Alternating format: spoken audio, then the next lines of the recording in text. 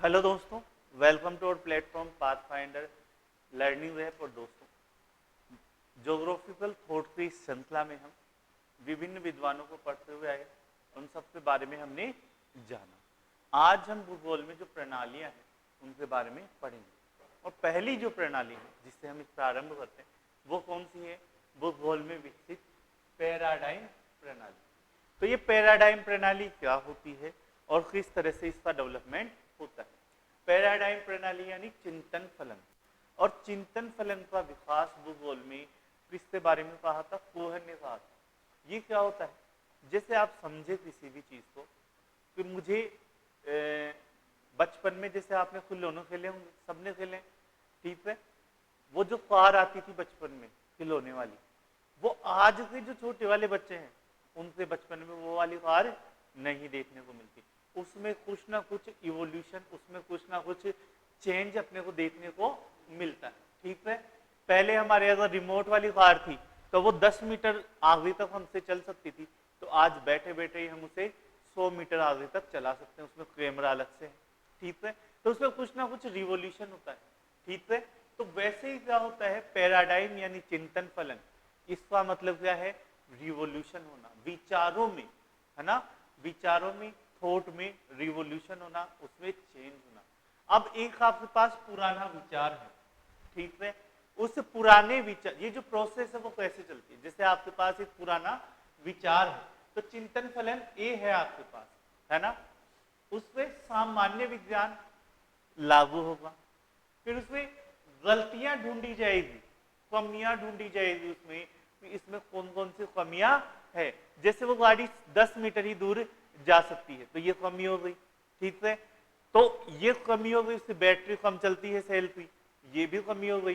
तो ऐसी कमी को दूर करने के लिए ये विसंगतियों से संकट उत्पन्न होता है कि लोग बाग है वो उसे खरीद नहीं रहे, ठीक है। इंटरेस्ट नहीं आ रहा, मजा नहीं आ रहा, ठीक है।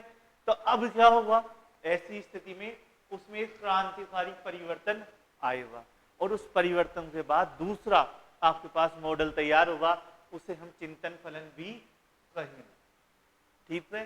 तो यही क्या होता है आपके भूगोल में या किसी भी सब्जेक्ट में विचारधाराएं इसी तरह से डेवलप होती है। जैसे क्रांतिकारी भूगोल, ये कैसे आया? उससे पहले सामान्य भूगोल चल रहा था।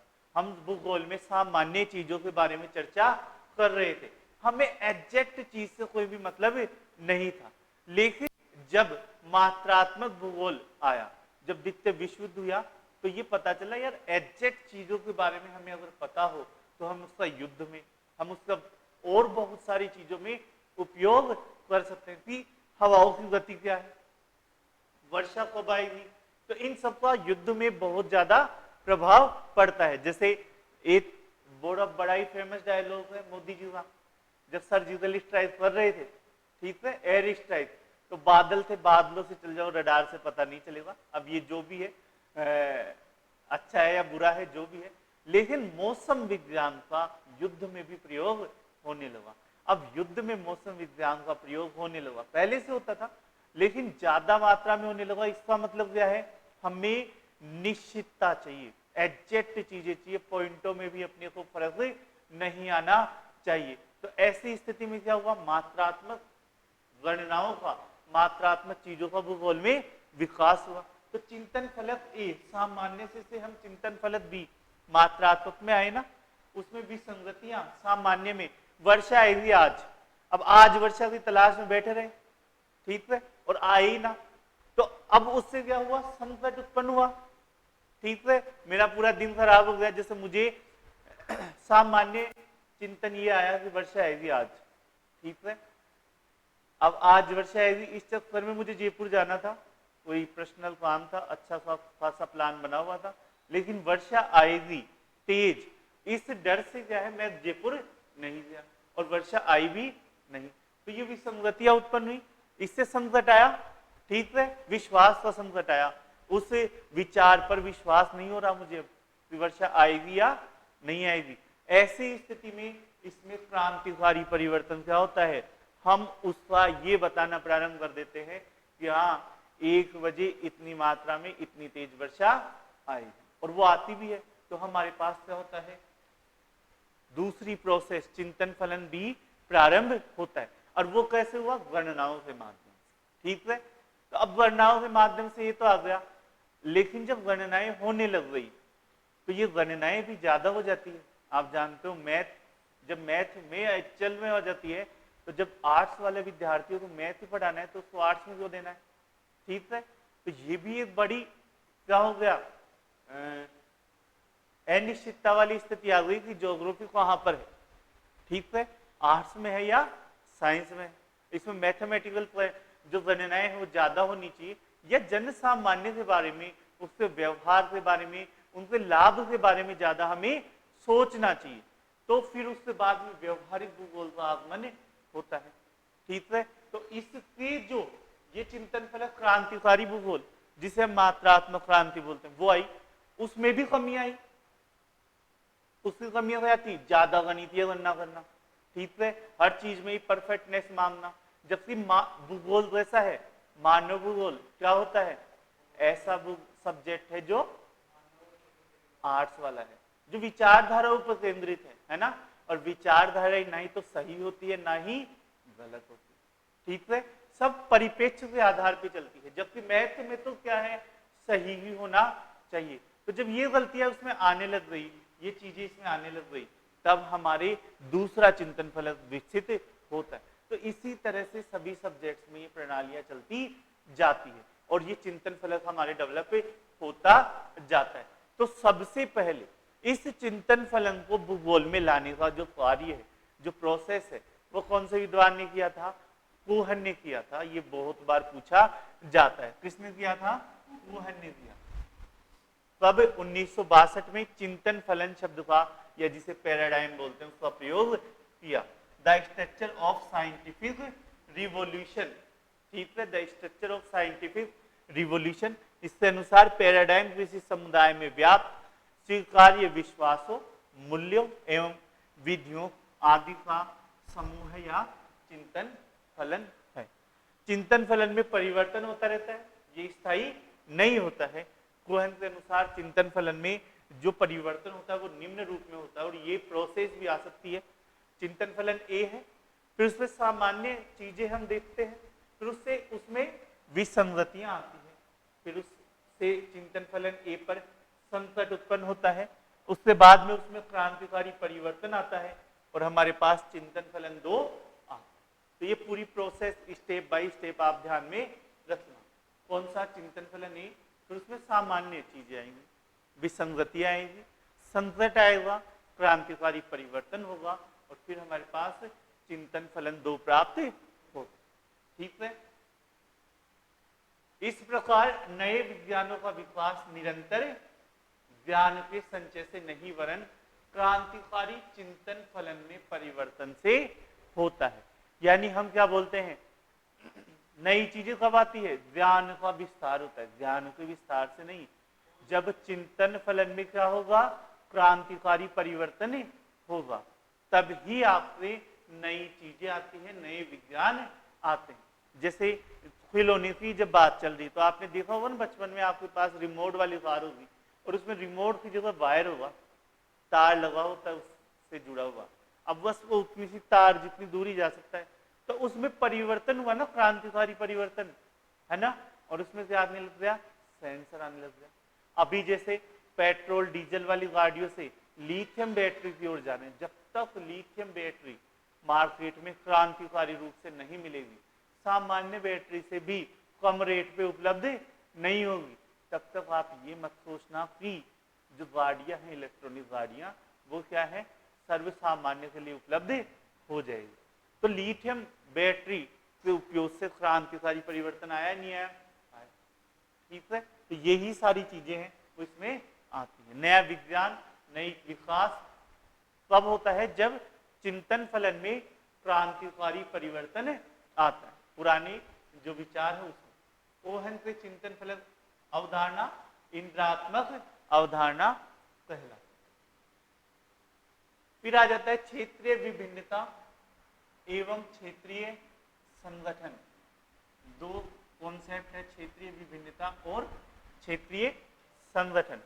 तो क्षेत्रीय विभिन्नता या जिसे हम प्रादेशिक विभिन्नता कहते हैं, यानी प्रदेशों के मध्य विभिन्नताएं, अंतर किस तरह से हैं, तो इसे प्रादेशिक विभिन्नता के नाम से भी जाना जाता है। और ये किसने कहा था?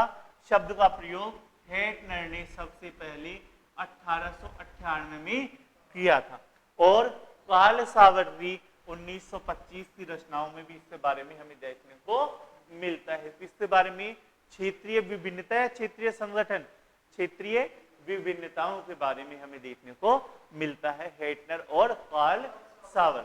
हेटनर की संकल्पना के विस्तृत विवेचन के चीज में सर्वप्रथम क्षेत्रीय विभिन्नता एरियल डिफरेंशिएशन शब्द का प्रयोग किया था, और हेटनर ने 1907 में बताया भूगोल पृथ्वी से विभिन्न क्षेत्रों का ज्ञान है तथा ये क्षेत्र एक दूसरे से क्या होते हैं? भिन्न होते हैं। तो हेटनर क्या बोलते हैं? परिभाषा समझ लो। हेटनर बोलते हैं देखो भूगोल कुछ नहीं है, भूगोल क्या है? विभिन्न क्षेत्रों का ज्ञान है ना। जैसे ये मेरी पूरी पृथ्वी है और इस पृथ्वी में मैं अलग अलग क्षेत्र बांट देता हूं, 1 2 3 4 5 6 7 8 9, ऐसे मैंने अलग अलग 10 क्षेत्र बांट दिए। तो इन 10 क्षेत्रों का अध्ययन कर दो और उसे एक बुक बना दो, तो वो क्या हो जाता है? भूगोल की किताब हो जाती है।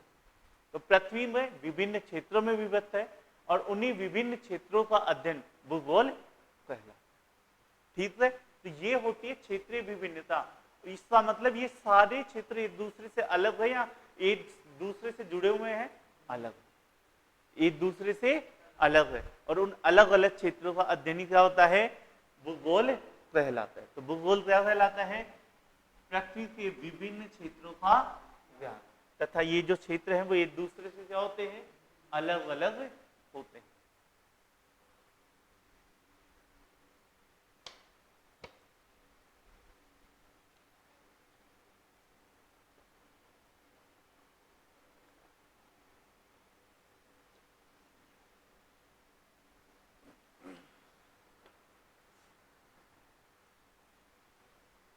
तो क्षेत्रीय विभिन्नता समझ में आया? क्षेत्रीय विभिन्नता छोटा सा कॉन्सेप्ट है जिसका एक ही मतलब होता है पृथ्वी में अलग अलग क्षेत्रों में बांटना, और ये क्षेत्र एक दूसरे से क्या है? अलग अलग है। यही आपका क्या कहलाता है? क्षेत्रीय विभिन्नता कहलाता है। अब फ्रांसीसी विद्वान या भूगोलवेत्ता ए चार्ले ने अपनी पुस्तक guide to the student of geography 1942 में क्षेत्रीय विभिन्नता के बारे में बताया। इन किताबों के नाम देख लेना। अमेरिकी भूगोलवेत्ता रिचर्ड हार्टसॉन ने नेचर ऑफ ज्योग्राफी और perspective of the on the nature of geography, इन दोनों में क्षेत्रीय विभिन्नताओं के बारे में बताएं। अब आ जाते हैं स्थानीय संगठन या क्षेत्रीय संगठन। इसका विकास सबसे पहले कब हुआ? 1970 के दशक में हुआ। इसमें क्या बोलते हैं? क्षेत्रीय संगठन यानी विभिन्न क्षेत्र एक दूसरे से अलग अलग तो हैं, लेकिन वो एक दूसरे से क्या है? जुड़े हुए भी। क्षेत्रीय विभिन्नता क्या बोलता है? भूगोल क्या है? पृथ्वी को अलग अलग क्षेत्रों में बांटना। वो बांटे हुए क्षेत्र एक दूसरे से अलग अलग है और उन अलग अलग क्षेत्रों का अध्ययन क्या है? क्षेत्रीय विभिन्नता है और भूगोल है ना। और स्थानीय संगठन या क्षेत्रीय संगठन क्या बोलता है? पृथ्वी को अलग अलग क्षेत्रों में बांटना, उन अलग अलग क्षेत्रों के मध्य पारस्परिक संबंधों का अध्ययन करना ही क्या है? भूगोल। ठीक है, दोनों चीजों में अंतर समझना। एक क्या बोलता है? ये पूरी पृथ्वी है जो दो क्षेत्रों में बटी हुई है, ए और बी। ए और बी के बीच में कोई भी संबंध नहीं है, दोनों एक दूसरे से क्या है? अलग अलग है। यही क्षेत्रीय विभिन्नता कहलाती है। ठीक है, लेकिन स्थानीय संगठन क्या बोलता है? ए और बी दो क्षेत्र है। ठीक है, ए और बी दोनों अलग अलग है, पृथ्वी के दो क्षेत्र है, इनका अध्ययनी भूगोल है, लेकिन इन दो क्षेत्रों के बीच में कुछ ना कुछ चीजें क्या है? संबंध भी है। इन दोनों चीजों के मध्य पारस्परिक संबंध भी है। और इन संबंधों का अध्ययन करना ही क्या कहलाता है, भूगोल कहलाता है। जैसे शीत जलवायु वाला जो कोई प्रदेश है वो उपोष्ण कटिबंधीय जलवायु वाले प्रदेश से कुछ ना कुछ तो लेता ही है ना आज के विश्व में। जैसे अगर मुझे कॉफी पीनी है वहां पर एस्किमो वाले प्रदेश में, तो वो कॉफी निश्चित रूप से उष्ण कटिबंधीय वाले प्रदेशों से ही जाती है। और इन दोनों के मध्य संबंध हुआ है नहीं हुआ, यहाँ की फसल से वहां गर्मी प्राप्त हो रही है कॉफी पीने से, सस्टेन वो कर पा रहे हैं। ठीक है, तो ये सारी चीजें आपको कौन बताता है, भूगोल बताता है। समझ गए स्थानिक संगठन। चलो तो सर्वप्रथम अमेरिकन भूगोलवेत्ता एडवर्ड उलमैन ने 1957 में अपनी पुस्तक अमेरिकन कमोडिटी में भौगोलिक क्षेत्रों की पारस्परिक निर्भरता को स्पष्ट किया तथा स्थानिक प्रतिक्रिया शब्दावली का प्रयोग इसके लिए किया। प्रतिक्रिया एक क्षेत्र दूसरे क्षेत्र के लिए किस तरह का संबंध दर्शाता है वो इसमें आता है। इन्होंने इसके उपरांत अधिनियम 1980 में geography as a spatial interaction में समझाया। ये पुस्तकें हैं, इनके नाम अच्छे से याद कर लेना, पुरानी तो आई सकती है ना, इलियड, ओडेसी, है ना, और बहुत सारी जफाउत्र, जवाहर, वो पता नहीं कौन कौन सी किताबें है ना, बहुत सारी किताबें, एंथ्रोपोलॉजी, ह्यूमन ज्योग्राफी, डी ला ह्यूमन ज्योग्राफी, ये सारी प्रिंसिपल्स ऑफ ह्यूमन ज्योग्राफी, तो ये सारी किताबें तो आती ही आती है। लेकिन ये जो पोर्शन है यहां से भी आजकल पूछने लग रहे हैं। ठीक है, तो इनको भूलना मन नहीं है, इनको भी पढ़ के जाना। स्थानिक संगठन की प्रक्रिया को एल्बर्ट ने अपनी पुस्तक स्पाशियल ऑर्गेनाइजेशन में समझाते हुए बताया, यह मानव भूगोल से बदलते वैज्ञानिक दृष्टिकोण के संदर्भ में स्थानिक विश्लेषण प्रविधि और आर्थिक गतिविधियों का विवरण है। तो आर्थिक गतिविधियां ही तो है जो एक दूसरे को जोड़कर रखती है, एक क्षेत्र को दूसरे क्षेत्र से जोड़ती है।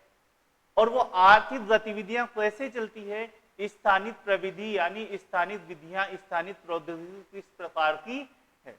मेरा क्षेत्र ऐसा क्षेत्र है जो चावल प्रधान क्षेत्र है, वहां पे चावल उगाने के लिए मेरे पास विधियां हैं, अच्छी विधियां हैं, और उसका मैं डेवलपमेंट करता हूं।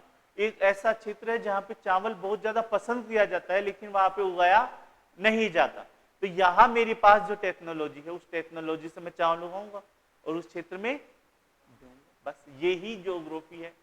ठीक है, यही स्थानिक संगठन वाला काम है, यही ये बताना चाह रहे हैं।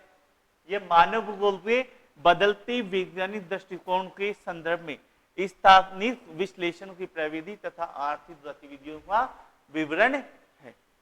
फिर हेंगरस्टैंड ने भी अपनी पुस्तक दी innovation diffusion as a spatial process, कब दी, 1967 में। स्थानीय संगठन के विकास में सूचनाओं तथा निर्णयों के विसरण का महत्वपूर्ण स्थान होता है।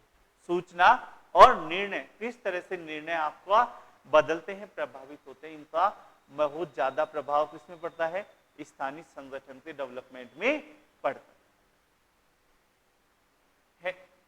हेगेट ने भी बताया, क्या बताया, ज्योग्राफी ए मॉडर्न सिंथेसिस, अपनी पुस्तक में मानव समाज से स्थानिक तंत्र को 4 भागों में बांटा। पहला कौन सा है, अंतरतम स्थान, दूसरा कौन सा है, व्यक्ति स्थान, सामाजिक स्थान, और चौथा कौन सा है, सार्वजनिक स्थान। तो समझ रहे हो इन चारों को, कौन कौन से स्थान होते हैं। अंतरतम स्थान या मेरे मन में मैं क्या सोचता हूं वही हुआ ना, या और कौन सा हुआ, वही है अंतरतम, मैं क्या चाहता हूं, है ना, मेरी इच्छा क्या है, मुझे बनना है क्या, फैशन डिजाइनर बनना है, या 3 इडियट्स जैसे मुझे फोटोग्राफर बनना है, वाइल्ड फोटोग्राफर। ठीक है, और व्यक्ति स्थान,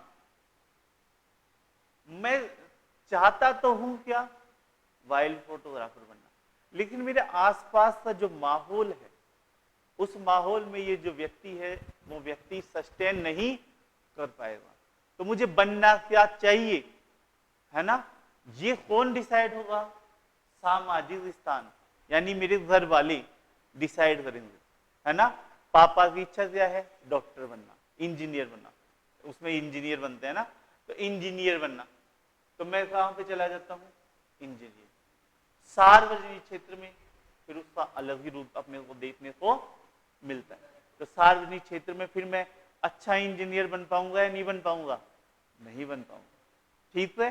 तो इस तरह से ये सारी चीजें डिसाइड होती है। जैसे कोई व्यक्ति है जिसकी इच्छा क्या है वो अलग चीज है, उसका अपने परिवार में वैसा स्थान है, वो व्यक्ति वैसा है, व्यक्तित्व है ना, समझ रहे हो। फिर उसका आता है सामाजिक, समाज में उसकी स्थिति वैसी है। और चौथा कौन सा आ जाता है, सार्वजनिक, यानी सार्वजनिक जीवन में वो किस तरह से रहता है। तो ये चारों चीजें हैं वो आपसे पीटर हेजेट ने बताई। फिर पीटर हेजेट ने ही अपनी पुस्तक location analysis in human geography 1965 में स्थानीय संगठन में 6 चीजें बताई। कौन सी, अंतरक्रिया, जाल, संकेंद्रण, पदानुक्रम, धरातल तथा विसरण।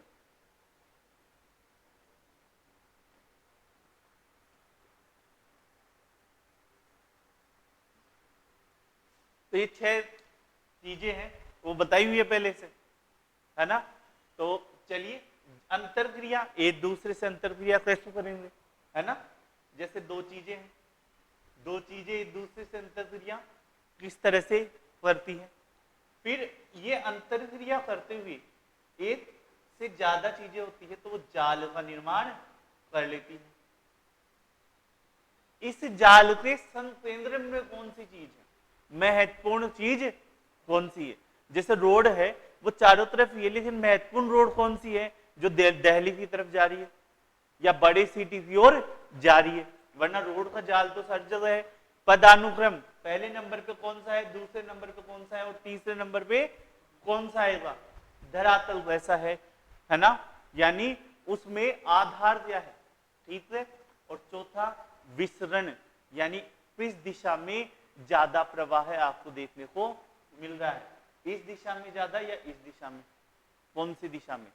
तो सभी सेंटर की ओर ही जाते हैं या सेंटर से दूर जाते हैं, सेंटर की ओर ही। ये किसी भी तरह का हो सकता है। तो ये सारी चीजें आपको क्या होती है, 6 चीजों के बारे में किसने बताया, पीटर हेजेट ने बताया। फिर आते हैं नेक्स्ट, भूगोल में मात्रात्मक क्रांति के बारे में। ये पहले बता देता हूं, अपन शॉर्ट में पढ़ रहे हैं, ठीक है, डिटेल में नहीं जा रहे हैं, यहाँ पे बिल्कुल भी हम डिटेल में नहीं जा रहे हैं। जब हम डिटेल में जाएंगे विस्तार से पढ़ेंगे, ठीक है, तो वो एक अलग रहेगा। ये रिवीजन के हिसाब से आप एक बार ऊपर से सारी चीजें जहां से टॉप क्वेश्चंस आते हैं उन क्वेश्चंस को देख लें, ठीक है, इसलिए हमने ये सीरीज चलाई। तो इसमें आ जाते हैं, द्वितीय विश्व युद्ध के बाद क्या होता है, जो अनुभव के आधार पर जो चीजें चल रही थी, ठीक है, वर्षा आएगी तो आ जाएगी, ठीक है, अनुभव है कि जब बादल आएंगे तो वर्षा आती ही आती है, ठीक है। तो उन अनुभव के आधार पे जो चीजें चल रही थी उन चीजों में क्या है, परिवर्तन आने लगा। और परिवर्तन आने के बाद क्या होता है, हम उसे क्या करते हैं, उसमें चिंतन फलन आता है, ठीक है, और उसमें हम गणनाओं के आधार पर एक निश्चितता चाहने लगते हैं। और जब गणनाओं के आधार पर हम निश्चितता चाहने लगते हैं तो उसमें क्या होता है, बड़ी मात्रा में परिवर्तन आता है और वहां पर मात्रात्मक क्रांति का आविर्भाव होता है। क्या होता है, द्वितीय विश्व युद्ध के उपरांत अनुभविक अध्ययनों के स्थान पर मात्रात्मक या परिणात्मक अध्ययनों पर अधिक बल दिया जाने लगता है और इसी से मात्रात्मक क्रांति का आविर्भाव भूगोल में होता है। भूगोल में गणितीय गणनाओं पर अधिक जोर दिया जाने लगता है, अधिक बल दिया जाने लगता है। गणनाएं भूगोल में बहुत सारी बढ़ जाती है, जनसंख्या वृद्धि से लेकर नगरीय भूगोल से लेकर आप एनवायरमेंटल ज्योग्राफी में भी गणितीय गणनाएं हैं वो बड़ी तीव्र मात्रा में बढ़ती है और इसीलिए मात्रात्मक क्रांति आपसे आती है। ये ध्यान रखो, सिंपल सा एग्जाम्पल मात्रात्मक क्रांति में कौन सा, मात्रात्मक क्रांति क्यों आई, क्योंकि इससे आने से पहले हम भूगोल में सिर्फ अनुमान लगाते थे। ठीक है, बादल आ गए तो वर्षा हो जाएगी, नहीं तो नहीं है, हो भी जाए और नहीं भी हो। लेकिन हमें क्या चाहिए थी, निश्चितता, वर्षा आएगी या नहीं आएगी। तो उस निश्चितता के लिए हमने क्या करा, मात्रात्मक गणितीय गणनाओं पर जोर देना प्रारंभ करा। मात्रात्मक भूगोल का आरंभ 1960 के दशक में यूएसए से प्रारंभ हुआ। इसके समर्थकों में पीटर हेगेट है, बड़े ही विद्वान और नामी ब्रिटिश भूगोलवेता। इन्होंने location analysis in human geography 1965, geography A model synthesis 1975, 2 किताबें हैं, महत्वपूर्ण किताबें, इनकी अच्छे से याद कर लेना। Location analysis in human geography 1965 और geography a modern synthesis 1975। Richard Chorley हैं, इनकी किताब models in geography 1967, integrated models in geography 1969 और socio economic models in geography 1969। तो ये मॉडल्स इन ज्योग्राफी जहां पे भी दिख जाए, ठीक है, तो वहां पे कौन सा आ जाएगा, रिचर्ड चॉर्ले। ठीक है, हेड डेट में location analysis in human geography, geography of modern synthesis, और Chorley models in geography, integrated models in geography, socio economic models in geography. तो ये 5 किताबें हो जाती है। उससे बाद में जो सिद्धांत आते हैं उसमें जैसे Berry, computer graphics and environmental planning, von Thunen का भूमि उपयोग अवस्थिति सिद्धांत 1826 में महत्वपूर्ण है, वेबर का औद्योगिक अवस्थिति सिद्धांत, ये हमने कराया हुआ भी है, वाल्टर क्रिस्टालर का केंद्रीय स्थल सिद्धांत, और जेसी वीवर का फसल संयोजन प्रदेश विधि 1954 की। तो ये महत्वपूर्ण विधियां हैं जो आपको जिसमें गणितीय गणनाओं का बहुत ज्यादा प्रयोग हुआ है। फिर उसके बाद में एलडी स्टाम्प है और मिशुल ने थॉट के अनुसार इन विधियों का अंधानुग प्रयोग करना भी क्या है, अस्वीकार किया है, यानी उसे गलत बताया है कि इतनी ज्यादा मात्रा में भी आप भूगोल में इन गणितीय गणनाओं का प्रयोग करोगे तो ये गलतियां इसमें आती है। और यहाँ पे चिंतन फलक में भी संगति आ गई ना, हम वो सामान्य कर रहे थे उसे, ठीक है, कि यार गणितीय गणनाओं के बिना तो भूगोल का कोई महत्व ही नहीं है, हम उसे सामान्य करने में लग रहे थे। और बाद में इन्होंने उसमें भी संगतियां, गलतियां उसमें ढूंढी। अब गलतियों से संकट आएगा इस मात्रात्मक क्रांति में, और मात्रात्मक क्रांति में संकट आएगा तो इसमें भी फिर एक क्रांतिकारी परिवर्तन होगा। फिर एक और भूगोल का हमारे पास क्या है, आविर्भाव आएगा, एक और विचारधारा का हमारे पास क्या होता है, आगमन होता है। और वो विचारधारा कौन सी है, वो विचारधारा है भूगोल में प्रत्यक्षवाद। ठीक है, ये क्या है, नेक्स्ट विचारधारा है जो भूगोल में आई, पॉजिटिविज्म इन ज्योग्राफी। ये क्या है, प्रत्यक्षवाद एक ऐसा दर्शन है जो मानव मस्तिष्क पर आधारित वास्तविकता की विचारधारा, आदर्शवाद का विरोध करता है। प्रत्यक्षवाद कहता है कि नैतिक आदर्श जैसे मूल्यों, विश्वास, रीति रिवाज, परंपराएं, सौंदर्य बहुत आदि का परीक्षण नहीं कर सकते। अब इनका भी क्या प्रत्यक्ष, कौन कितना सुंदर है कैसे बताओगे, 10% सुंदर है, 30% सुंदर है, ऐसे को भी बोलता हुआ सुना है आपने किसी को भी, तो ये व्यक्ति है वो 30% सुंदर है या 40% सुंदर है, ऐसा हम बोल ही नहीं सकते। इनका हम गणितीय गणनाओं के माध्यम से हम इनको नहीं निकाल सकते। हम रीति रिवाजों को क्या बोल सकते हैं कि ये गलत है, मानव भूगोल में तो रीति रिवाज ही चलेंगे ना, परंपराएं ही चलेंगी, मेरे विश्वास ही चलेंगे, उनमें आप कहां से गणितीय गणनाएं लेकर आओगे। तो ये सारी चीजें हैं जब हमारे सामने आती है, ठीक है,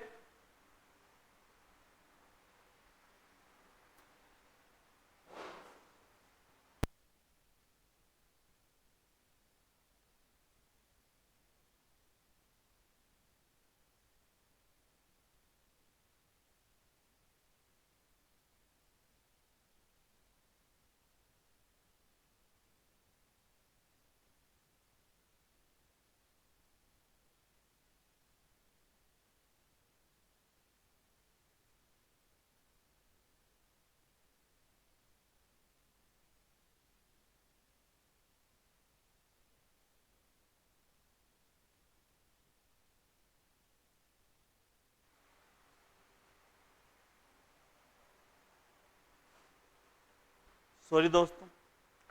तो ये जो सारी चीजें हमारे सामने आती है मानव भूगोल में, तो इन सब चीजों का तो हम गणना ही नहीं कर सकते ना। ये सही है कि आप वर्षा की गणना करो, आप ज्वालामुखी, सुनामी, इन चक्रवातों, इनके बारे में गणनाएं करो, एग्जैक्ट चीजें लगाओ और हमें मानव को इन आपदाओं से बचाओ। लेकिन आप रीति रिवाजों इन सब में कहां से लेके आओगे आदर्शवाद और इन सब का आप नैतिक आदर्श जैसे मूल्य, विश्वास, रीति रिवाज, परंपराएं आदि का आप परीक्षण कैसे करोगे?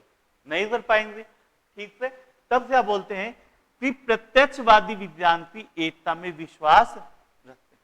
तो प्रत्यक्षवादी जो होते हैं वो क्या है, किस चीज में विश्वास रखते हैं? विज्ञान की एकता में विश्वास रखते हैं। यानी ये सारी चीजें क्या है, एक है, एक दूसरे से जुड़ी हुई है। इन्होंने इनके जो समर्थक हैं उसमें कौन कौन से हैं? एडमो कन हसे, introduction to scientific reasons in geography इन्होंने पुस्तक ली। ग्रेगरी, इन्होंने ideology, science and human geography. Johnston, इनकी पुस्तक कौन सी है? Geography and geographers. बहुत ही मोस्ट इंपोर्टेंट बुक है ये, इसे समझ लो। इतनी बार आई हुई है ना एग्जाम में, पूछो मत। Geography and geographer. Philosophy and human geography, ये इनकी दूसरी बुक है। हार्वी और होली की बुक है थीम्स इन ज्योग्राफिकल थॉट, और जेनसन की बुक है geography it's history and concept. 1982 में ये पुस्तक आई थी। तो सारी पुस्तकें महत्वपूर्ण है। ठीक है, इनको एक एक बार आप जरूर से देखते जाना। फिर आता है मानववादी भूगोल।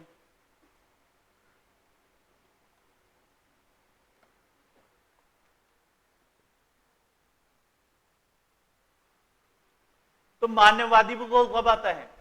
मानववादी भूगोल का विकास मात्रात्मक भूगोल और प्रत्यक्षवाद इन दोनों के विरुद्ध प्रतिक्रिया के परिणाम स्वरूप हुआ। अब ये दोनों भी चल रहे थे अपनी अपनी गाड़ी लेकर। कौन? मात्रात्मक क्रांति और प्रत्यक्षवाद। और तीसरा ही उसमें आ जाता है मानववादी। अरे यार मैं भी हूं, मैं मानव हूं, मैं ही तो अध्ययन कर रहा हूं इन सब का। ठीक है, और मुझे तो ध्यान में रखो, गणनाओं में लगे हुए हो, विचारधारा में लगे हो, सौंदर्य में लगे हुए हो, है ना, और प्रत्यक्षवाद में लगे हुए हो, रीति रिवाजों में। लेकिन रीति रिवाज भी मैं ही करता हूं और गणितीय गणना भी मैं ही कर रहा हूं। तो मानववादी भूगोल ये बोलता है कि मानव का भी ध्यान रखो। ठीक है, तो प्रत्यक्षवाद के विरुद्ध प्रक्रिया में 1960 के दशक में प्रारंभ होता है। मानववादी दृष्टिकोण में मानव को कदापि आर्थिक व्यक्ति के रूप में स्वीकार नहीं किया जाता है। साथ ही भूगोल को भूविज्ञान में मानकर मानव हित का विज्ञान माना जाता है। यानी मानव कोई आर्थिक वस्तु नहीं है। ठीक है, साथ ही साथ जो भी भूगोल है वो सिर्फ भूविज्ञान ही नहीं है, मानव के हित में कार्य करने वाला विज्ञान। मानव का हित हम किस तरह से भूगोल के माध्यम से अच्छा कर सकते हैं, ये विज्ञान कौन सा है? मानववादी विचारधारा पर आधारित भूगोल है। समझ गए? यानी मानववादी विचारधारा में क्या बोला जाता है? बताओ कि गणितीय गणनाओं पर तो ज्यादा जोर हमें देना है या नहीं देना है? नहीं देना है, पहली बात। तो दूसरा, मानव क्या है? आर्थिक व्यक्ति के रूप में नहीं है, आर्थिक व्यक्ति नहीं है। दूसरा, भूगोल को भूविज्ञान में मानकर क्या माना जाता है? मानव हित का विज्ञान माना जाता है, जिसमें मानव सक्रिय और केंद्रीय भूमिका में होता है। मानव ही सक्रिय है और मानव ही केंद्रीय भूमिका में है, तथा मानव विज्ञान व मानव अभिकर्ता तथा मानवीय क्रियाशीलता को महत्व दिया जाता है। मानवी ही बुद्धिमान है, मानव ही क्या है? कार्य करने वाला है, और मानव ही क्या है? क्रियाशील। तो ये सारी चीजें इसमें किस पर केंद्रित है? मानव पर। सब कुछ कौन है? मानव। ठीक है, तो ये क्या बोलता है? मानववादी भूगोल। इससे समर्थक कौन कौन है? मानववादी भूगोल के। जो ह्यूमन ज्योग्राफी में आएंगे ना बड़े बड़े, वो सारे इसमें आ जाते हैं, जैसे कांट, ब्लाश, लाफेब्रे, कार्ल सावर, हार्टशॉन, क्रिक, टुआन, ठीक है, और एनी बूटीमर, ठीक है, ये मानववादी भूगोल के समर्थकों में माने जाते हैं। तो इन समर्थकों के नाम अच्छे से याद कर लेना। कांट से हम चालू होते हैं, ब्लाश, फेब्रे, सावर, हार्टशॉन, क्रिक, टुआन और बूटीमर। मानववादी दृष्टिकोण का समर्थक करते हुए आदर्शवादी विचारक गुलिये ने बताया कि हमने मानव के मस्तिष्क में प्रवेश करने की पद्धति विकसित कर ली है। तो मानववादी भूगोल के बारे में इन्होंने बताया था, ये स्टेटमेंट याद रखना। एनी बूटीमर की पुस्तक कौन सी है? Society and miles in the French geography traditions एवं values in geography.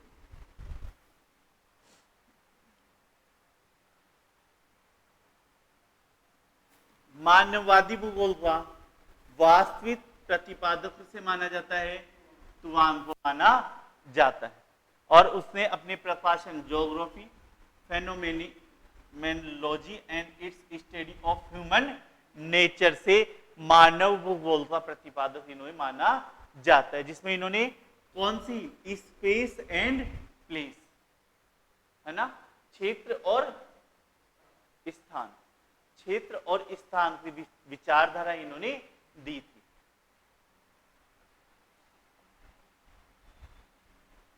Space and place, ये पूछा जा सकता है इसमें क्या बोलते हैं?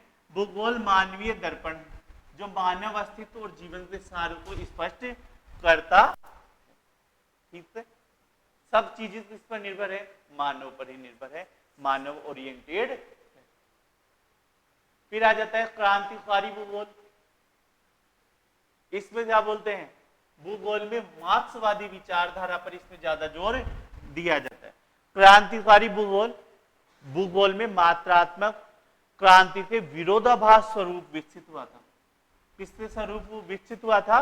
विरोध में। किससे विरोध में? मात्रात्मक क्रांति के विरोध में विकसित हुआ था। और ये 1969 में क्लार्क विश्वविद्यालय मैसाचुसेट्स में एंटीपोड नामक एक भौगोलिक शोध पत्रिका के प्रथम अंक से क्रांतिकारी भूगोल का क्या होता है? जन्म होता है।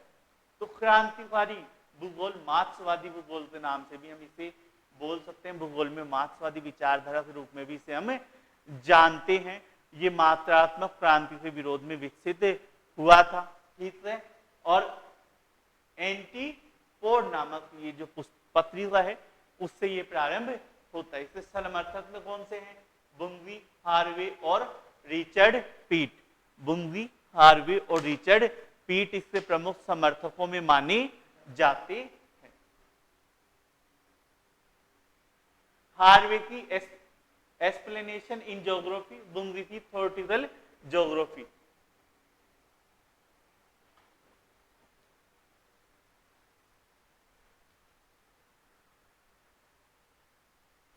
और क्रांतिकारी भूगोल के बारे में सबसे प्रथम विवेचन अमेरिकी भूगोलवेता पीट ने 1973 में अपनी पुस्तक रेडियलिस्ट इन ज्योग्राफी में बताया था। क्रांतिकारी भूगोल जीवन में गुणात्मक स्तर में व्याप्त क्षेत्रीय असमानता के भूविन्यासिक स्वरूप, संरचनात्मक आधार, मौलिक प्रक्रियाओं का अध्ययन करके उन्हें न्यूनतम करने का प्रयास या उसमें दिशा निर्देश देता है। कुछ नहीं है। मार्क्सवादी क्रांति का क्या उद्देश्य है? मार्क्सवादी क्रांति पढ़िए, क्या होती है? मात्रात्मक क्रांति होती है मार्क्सवादी क्रांति। मार्क्सवादी क्रांति का एक ही उद्देश्य होता है। क्या उद्देश्य होता है? समानता लाना। जो अमीर है, जो गरीब है, उन सबको समान करना। तो जब भूगोल है तो भूगोल में जब ये क्रांति आएगी, मात्रा, है ना, क्रांतिकारी भूगोल आएगा और भूगोल में ये आएगा तो भूगोल में भी क्या होगा? भूगोल का अध्ययन इस तरह से करना जिससे क्षेत्रीय विषमताओं से जो असमानता उत्पन्न हुई है विश्व में, उस असमानता को क्या करना, बराबर करना, दूर करना, है ना, सभी को लाभ पहुंचाना, सभी को समान रूप से लाभ पहुंचाना। तो ये क्या है, गुणात्मक स्तर में व्याप्त क्षेत्रीय असमानता के भूविन्यासित स्वरूप, संरचनात्मक आधार और मौलिक प्रक्रियाओं का अध्ययन करना कि वो क्यों उत्पन्न हुई है असमानताएं। कोई देश ज्यादा अमीर होता जा रहा है, क्यों होता जा रहा है, कोई देश गरीब होता जा रहा है, तो क्यों होता जा रहा है, कौन कौन से भौगोलिक गुण उसमें व्याप्त है जिस वजह से वो ऐसी प्रक्रियाओं से गुजर रहे हैं। उन सबका अध्ययन करने के बाद उनमें उसे न्यूनतम करने का दिशा निर्देश देना, यानी उस असमानता को न्यूनतम करना, उन सबको बराबर या समान लाना। ठीक है, ये किस में बताता है, क्रांतिकारी भूगोल में बताता। हार्वे ने कौन सी किताब लिखी, social justice and spatial system, revolutionary and counter revolutionary theory of geography and the problem of ग्रेटो फॉर्मेशन। ये अच्छे से ध्यान रखना, ग्रेटो फॉर्मेशन आता है, किसने दिया था, हार्वे ने। ठीक है, social justice and the city और द लिमिट ऑफ कैपिटल्स, ये अच्छे से चारों किताबें आप ध्यान में रख लेना, आती है, पूछी जाती है हार्वे की किताबें चारों। फिर आता है आचरण भूगोल या व्यवहारवादी भूगोल या दृष्टिकोण, बिहेवियरल ज्योग्राफी। आचरण भूगोल में मानव तथा वातावरण संबंधों का क्या किया जाता है, विश्लेषण किया जाता है, कौन से मौसम में किस तरह से मौसम में किस तरह का आचरण हमारा रहता है, मानव किस तरह का बिहेव करता है। ठीक है, लोगों के स्थानिक व्यवहार का इसमें उल्लेख होता है, स्थान विशेष के आधार पर स्थानिक बोध का उल्लेख होता है। ठीक है, स्थानिक अनुभव तथा कल्पना का उल्लेख नहीं होता, कल्पनाएं क्या करते हैं उससे कोई मतलब नहीं है। ठीक है, रेगिस्तान में बैठा हुआ व्यक्ति भी चांद पे जाने की कल्पना कर सकता है और शीत प्रदेशों में भी, लेकिन दोनों के व्यवहार अलग अलग होंगे, खान पान अलग अलग होंगे। ठीक है, तो उनकी कल्पनाओं का उल्लेख नहीं होता है यहाँ पे। ठीक है, यहाँ पे उनके आचार का उल्लेख, इन सारी चीजों का उल्लेख होता है, किस तरह का उनका व्यवहार रहता है, इन सारी चीजों का उल्लेख होता है। आचरणवाद का विकास परिणात्मक क्रांति, प्रमात्रीकरण, मात्रात्मक क्रांति की प्रगति से असंतोष से हुआ। सारी चीजें ये तभी आई है जब मात्रात्मक क्रांति आई। फिर आ जाता है नवनिश्चयवाद, ये तो सारे पढ़े हुए हैं, निश्चयवाद पढ़ लिया, नवनिश्चयवाद पढ़ाए हुए नहीं पढ़ाए, अरे सारे पढ़ाए हुए।